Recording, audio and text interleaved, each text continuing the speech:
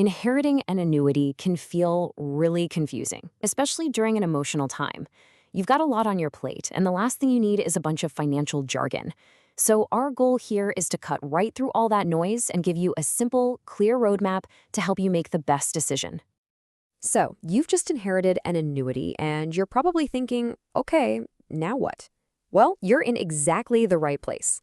We're going to break down your options step by step to help you find the absolute best path forward for you.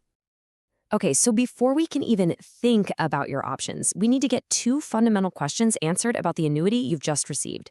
Believe it or not, everything else hinges on these two little details. All right, this is the big one. It all boils down to two simple questions. First, are you a spouse or a non-spouse beneficiary? And second, is the annuity qualified, meaning it was funded with pre-tax money, like an IRA, or is it non-qualified, funded with after-tax money? The answers to these two questions literally define all the rules, timelines, and tax implications that are about to come your way.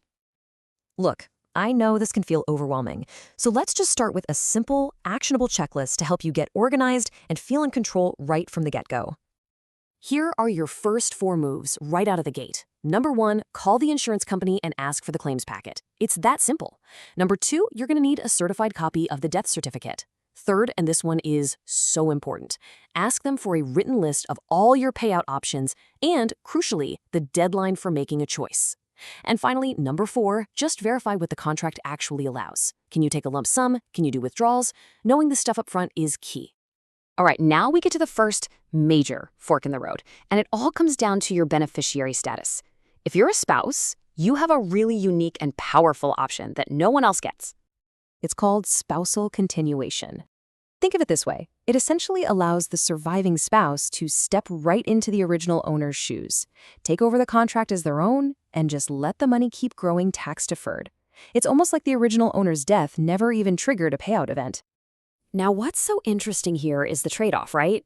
The pros are huge. You get to push that tax bill way down the road and keep all the contract's original features. This is perfect if you don't need the cash right now. But the main con? Well, it doesn't make the taxes disappear forever, it just delays them. And you absolutely have to make this choice before the insurance company's deadline. Okay, so what if you're a non-spouse? Or what if you're a spouse who decides not to continue to contract? Well, you'll be looking at a core set of payout options. Let's dig into what those are. Your first big decision here is really about your philosophy. Do you want all the money right now, or would you rather have a steady, predictable paycheck? Taking a lump sum gives you total control and immediate access, but it could also trigger a pretty hefty tax bill all in one year. Annuitization, on the other hand, is like turning your inheritance into your own personal pension. You get a guaranteed stream of income, which can smooth out your taxes over time, but it's definitely a less flexible choice once those payments start.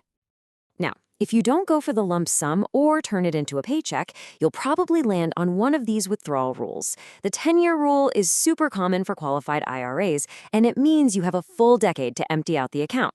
That gives you tons of time to manage your tax brackets. The 5-year rule is more common for non-qualified annuities, and you guessed it, it gives you a much shorter 5-year window to get all the funds out. Okay, here's a really important strategy to know about. What if you inherited a non-qualified annuity and, frankly, it's just not very good? Maybe it has high fees or crummy features. Well, the good news is you're not necessarily stuck with it. Something called a 1035 exchange lets you move that money directly to a new, better inherited annuity at a different company, all without creating a taxable event. You still have to follow the same withdrawal rules, but you can do it from a much, much better contract. We've touched on taxes a few times, but let's really zero in on that now. Because honestly, understanding these rules is absolutely essential to avoid making a really costly mistake. Okay, listen up, because this is probably the single most important tax fact you need to know about inherited annuities. Unlike a house or stock portfolio, an annuity does not get a step up in basis. So what does that mean? It means every single penny of tax-deferred growth that built up in that account is now taxable income to you, the beneficiary. That's why having a smart plan is so crucial. So how exactly is that income taxed? Well, for a qualified annuity, it's pretty simple. Every single dollar you pull out is taxed just like your regular income, like a paycheck. But for a non-qualified annuity, it's a different story.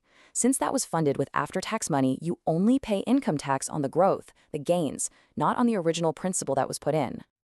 So, as you can probably tell by now, there are a bunch of different paths you can take, and each one has its own set of rules and, of course, tax consequences. It's a lot to navigate on your own, especially when you're already dealing with the loss of a loved one. But here's the good news. You absolutely do not have to figure all this out by yourself. Making the right choice here can literally save you thousands of dollars in taxes and a whole lot of stress. Getting some guidance to map out the most efficient, lowest tax path forward is just a really smart first step. And this is exactly where we can help. At the Annuity Expert, our whole focus is helping people with annuities, retirement, and legacy planning. We can help you verify the contract type and all those deadlines. We can map out the lowest tax route for your specific situation, and we can even shop around for better options side by side if that makes sense for you. And if a 1035 exchange is the right move, we can coordinate that for you too. Our whole goal is just to give you clarity so you can make the absolute best choice for your situation. And I really want to be crystal clear about this. Our help with annuities, retirement, and legacy planning is always 100% free. There's no cost to you, no obligation whatsoever. Look, don't guess your way through this and risk a mistake that could cost you thousands. Give us a call. You can reach us at 770-755-1565, or you can check us out online at annuityexpertadvice.com. Let us help you honor this inheritance by making the smartest financial decision you possibly can.